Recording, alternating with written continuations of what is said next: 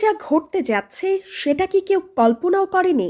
৬ আসনের মধ্যে ৪টিতে কি বিএনপি হারতে যাচ্ছে, নাকি দাঁড়িপাল্লায় লিখছে নতুন ইতিহাস? এই ভিডিওর শেষ না দেখা পর্যন্ত সিদ্ধান্তে যাবেন না। সুপ্রিয় দর্শক, আজকে আমরা জানব খুলনা জেলার ৬টি আসনে কার জয়ের সম্ভাবনা সবচেয়ে বেশি। ইতোমধ্যেই নির্বাচনের দিনক্ষণ বেশ ঘনিয়ে এসেছে। সেক্ষেত্রে খুলনা জেলার ৬টি আসনে মোট ৪৬ জন প্রার্থী মনোনয়ন দাখিল করেছিলেন। সেখান থেকে ৩৫ জন প্রার্থীর মনোনয়ন বৈধতা পেয়েছে। আর মাত্র হাতে গোনা কয়েকটি দিনের পরই হতে যাচ্ছে ত্রয়োদশ জাতীয় সংসদ নির্বাচন। ইতোমধ্যে অধিকাংশ সংসদীয় আসনে প্রার্থী চূড়ান্ত করেছে রাজনৈতিক দলগুলো। সেক্ষেত্রে খুলনা ১ আসনটি খুলনা জেলায় অবস্থিত জাতীয় সংসদের ৯৯ নম্বর আসন।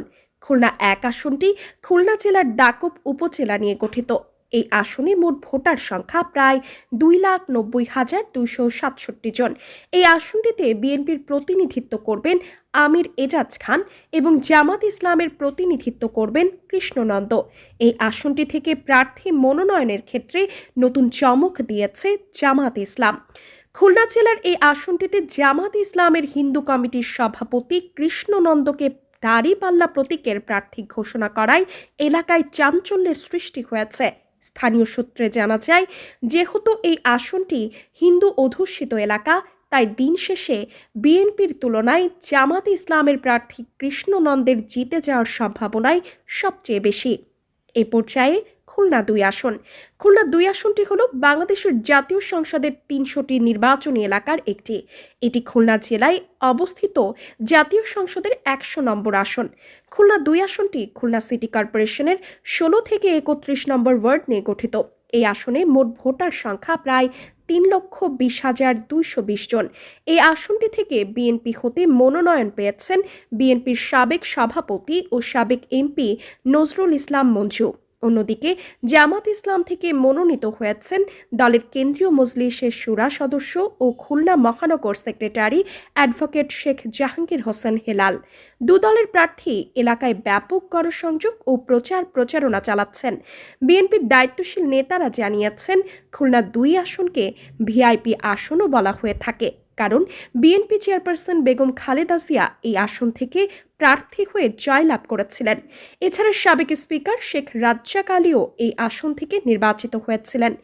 জাতীয়তাবাদী দল বিএনপি সাংগঠনিক জনপ্রিয়তা ও ভোট ব্যাংকের কারণে অনেকটাই শক্তিশালী। এই আসনটিতে দুপক্ষের মাঝে হাড্ডাহাড্ডি লড়াই হওয়ার সম্ভাবনা রয়েছে, তবে এই আসনটি থেকে বিএনপির প্রার্থীর জয়ের সম্ভাবনাই বেশি। এ পর্যায়ে খুলনা ৩ আসন। খুলনা ৩ আসনটি জাতীয় সংসদের ১০১ নম্বর আসন। এই আসনটি খুলনা সিটি কর্পোরেশনের ১ থেকে ১৫ নম্বর ওয়ার্ড এবং দিঘলিয়া উপজেলার আড়ংঘাটা ও যোগীপোল ইউনিয়ন নিয়ে গঠিত। এই আসনে মোট ভোটার সংখ্যা প্রায় ২,৪৫,৬৮৩ জন। এই আসনে বিএনপির হয়ে প্রতিনিধিত্ব করবেন রকিবুল ইসলাম এবং জামাত ইসলামের হয়ে প্রতিনিধিত্ব করবেন মহানগর আমির অধ্যাপক মাহফুজুর রহমান। এই আসনটিতে বিএনপির প্রার্থী বেশ জনপ্রিয় এবং দলটি সাংগঠনিকভাবে সক্রিয় রয়েছে। ভোটের মাঠেও বিএনপি ব্যাপক গণসংযোগ চালাচ্ছে। এই আসনে বিএনপির সাংগঠনিক শক্তি, জনপ্রিয়তা ও ভোট ব্যাংকের কারণে অনেকটাই এগিয়ে রয়েছে। এখানেও হাড্ডাহাড্ডি লড়াই হলেও দিন শেষে বিএনপি প্রার্থীর জিতে যাওয়ার সম্ভাবনাই বেশি বলে ধারণা করা হচ্ছে। এ পর্যায়ে খুলনা ৪ আসন। খুলনা ৪ আসনটি জাতীয় সংসদের ১০২ নম্বর আসন। এটি দিঘলিয়া উপজেলা, তেরোখাদা উপজেলা ও রূপসা উপজেলা নিয়ে গঠিত। এই আসনে মোট ভোটার সংখ্যা প্রায় ৩,৫৫,১৮৩ জন। এই আসনে বিএনপির হয়ে প্রতিনিধিত্ব করবেন আজিজুল বারী হেলাল এবং জামাত ইসলামের হয়ে প্রতিনিধিত্ব করবেন মাহমুদ কবিরুল ইসলাম। এই আসনে জামাত ইসলামের প্রার্থী বেশ জনপ্রিয়। প্রচারণায় জামাত ইসলাম ব্যাপক সাড়া ফেলেছে। এলাকা ভিত্তিক ব্যানার, ফেস্টুন ও পোস্টার লাগানো হয়েছে। সামাজিক যোগাযোগ মাধ্যম বিশেষ করে ফেসবুকেও সক্রিয় প্রচারণা চালাচ্ছে তাদের অনুসারীরা। এলাকা ভিত্তিকভাবে দু দলের পক্ষ থেকেই ভোটারদের বাড়ি বাড়ি গিয়ে কুশল বিনিময় ও শুভেচ্ছা জানানো হচ্ছে। এই আসনে জামাত ইসলামের প্রার্থী বিএনপির তুলনায় বেশি জনপ্রিয়তা পেয়েছেন। দিন শেষে এই আসনটি থেকে জামাত ইসলাম প্রার্থীর জিতে যাওয়ার সম্ভাবনাই সবচেয়ে বেশি। এ পর্যায়ে খুলনা ৫ আসন। খুলনা ৫ আসনটি জাতীয় সংসদের ১০৩ নম্বর আসন। এটি ফুলতলা উপজেলা, ডুমুরিয়া উপজেলা ও খানজাহান আলী এলাকা নিয়ে গঠিত। এই আসনে মোট ভোটার সংখ্যা প্রায় ৩,৮৩,২৭১ জন। এই আসনে জামাতে ইসলামের প্রার্থী সাবেক এমপি মিয়া গোলাম পরোয়ার এবং বিএনপির প্রার্থী সাবেক এমপি ও বিসিবির সাবেক সভাপতি মোহাম্মদ আলী আসগর লবি। এই আসনটি জামাতে ইসলামের ঘাঁটি হিসেবে পরিচিত। বর্তমানে জামাতে ইসলাম, এনসিপি ও ইসলামিক দলগুলো এখানে শক্ত অবস্থান তৈরি করেছে। হাড্ডাহাড্ডি লড়াই হলেও জনপ্রিয়তা ও ভোট ব্যাংকের কারণে জামাত ইসলাম এগিয়ে রয়েছে। দিন শেষে এই আসনটিতে জামাত ইসলাম প্রার্থীর জিতে যাওয়ার সম্ভাবনাই বেশি। এ পর্যায়ে খুলনা ৬ আসন।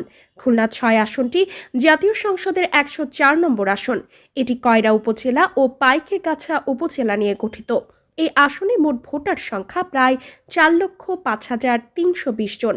এই আসনে বিএনপির প্রার্থী মনিরুল ইসলাম বাপ্পি এবং জামাত ইসলামের প্রার্থী মাহমুদ আবুল কালাম আজাদ। বর্তমানে এই আসনে জামাত ইসলামের প্রার্থী ব্যাপক জনপ্রিয়তা অর্জন করেছেন। জামাত ইসলাম, এনসিপি ও ইসলামিক দলগুলো এই আসন নিয়ে বড় প্রত্যাশা করছে। বিএনপির প্রার্থী নিজ এলাকার বাসিন্দা না হওয়ায় স্থানীয়দের মধ্যে অসন্তোষ রয়েছে। এই আসনে জামাত ইসলামের সাংগঠনিক ভিত্তি অত্যন্ত শক্তিশালী। অতীতে এখান থেকে ২ বার জামাত ইসলাম বিজয়ী হয়েছে। সিলেটে বিএনপির মহাসমাবেশে মাঠ ভরাতে না পারাটা কি তারেক রহমানের নেতৃত্বের ব্যর্থতা? অন্যদিকে ঢাকার রাজপথে জামাত আমিরের ঐক্যের ডাক, কিন্তু কোন ইতিহাস লিখছে? তারেক রহমান বনাম ডক্টর শফিকুর রহমান? রাজনীতির মাঠে এখন সবচেয়ে বড় প্রশ্ন, কার হাতে নিরাপদ আগামীর বাংলাদেশ? জনগণ কি গালিগালাজ আর বিভেদ চায়, নাকি শান্তি ও নিরাপত্তা? বিস্তারিত থাকছে আজকের বিশেষ প্রতিবেদনে।